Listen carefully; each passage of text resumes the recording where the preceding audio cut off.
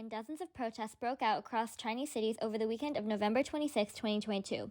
On the 26th, passerbyers began laying flowers along the Urumqi Road, a major roadway in Shanghai, in remembrance of the victims of the Urumqi city apartment fire, which evolved into what many consider to be the first protest. In November, 10 people were killed in a fire in Urumqi, Shenzhen, which had been in lockdown for 100 days. People blamed the lockdown barricades for blocking first responders and the government, whose official report seemed to blame the victims. The region in particular had been in the limelight because of China's mass internment of its Muslim population.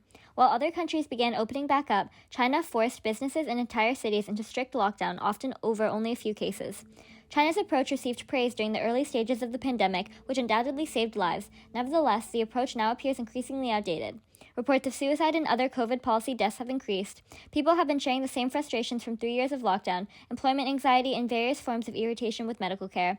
The disruptions to daily life have destroyed businesses both large and small, from iPhone factory companies to neighborhood shops. By mid-November, 1/3 of China's population in the area that generates 2/5 of its economic output returned to partial or complete lockdowns. Many foreign investors noticed drops in their stocks due to limited production.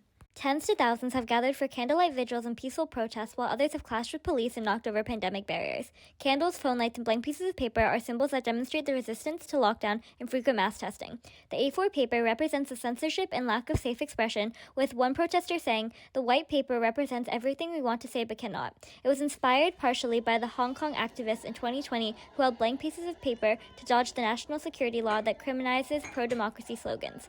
The phone cameras also represent how the people will not suffer in silence anymore and are ready to use technology to rebel against the oppression. Demands have extended to include a call for democracy, an end to online censorship, and the resignation of Xi Jinping. Protests have been held since early 2022, but not nearly as widespread. Past incidents leading up to the November protest include, in September when a bus to Guizhou quarantine center crashed and killed 27 people, in October when thousands of Apple iPhone factory workers clashed with riot police due to COVID restrictions. The growing usage of a type of encrypted connection known as a virtual private network, or VPN, allowed protesters to bypass internet censors and access international social media platforms, including Twitter and Instagram, to organize protests. Over the weekend, protests spread to Beijing, Chengdu, other areas in Shanghai, Wuhan, and dozens of university campuses. An unknown number of protesters were detained, a large portion being young female professionals. Several reporters and protesters have been arrested at their homes, including the editor of a Beijing publishing press. The government used cell phone tower data to triangulate who had been in protest areas, as well as surveillance video analysis that pinpoints locations via background imagery, fueling the demand for a less intrusive government. A friend of one of the arrested protesters claims, "The police need a theory to explain away the protest and are trying to find an organization to blame."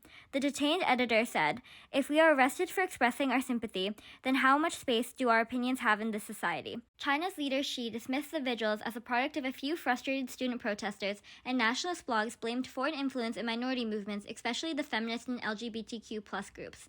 The Chinese Communist Party's top security body, the Central Legal and Political Affairs Commission, vowed to resolutely crack down on infiltration and sabotage activities by hostile forces and illegal and criminal acts that disrupt social order. A group of 8 women had been quietly detained for 4 months, during which they had no connection with the outside world and lost their jobs without formal charges or evidence. Many are being accused of picking quarrels and provoking trouble, which have been the blanket charge the government used to crack down on protest and civil disobedience. After the heat of the protests, there remained concerns about the effectiveness of China's domestically produced vaccines in comparison to the foreign options that the government refused to use. Another concern is the low rate of full immunization among the elderly.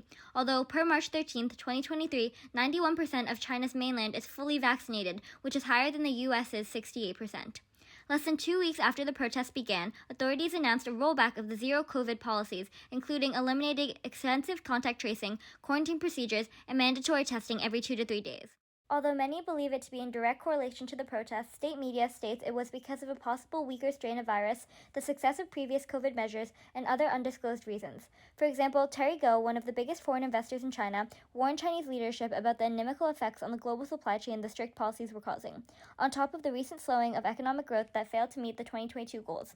There is also speculation that the rollbacks was being used as a political off-ramp for local and national governments that have been under harsh scrutiny that lessened the blame on them in case of another wave of deaths. Local governments in particular were suspected to have used the protests as a political bargaining chip to ease the pressure to both control COVID-19 and keep up economic growth. Contrastingly, the central government could have planned to scapegoat local officials or private companies pushing for the rollbacks while enjoying the public's praise.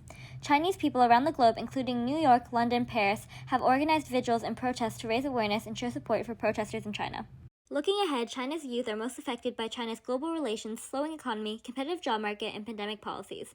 There is a growing sentiment against the government's promise of the great rejuvenation of the Chinese nation, which may inspire more protests in the future. To avoid similar problems, other international companies have been exploring production expansions outside China, which can further hurt the economy, encouraging more unrest. Observers say the protests are different from anything they've seen possibly since the 1989 student rallies in Tiananmen Square. Although in modern protest fashion, these rallies include their own goals, for example, an end to online censorship. China faces many economic, political, and social challenges and will need to regain the trust of the Chinese people.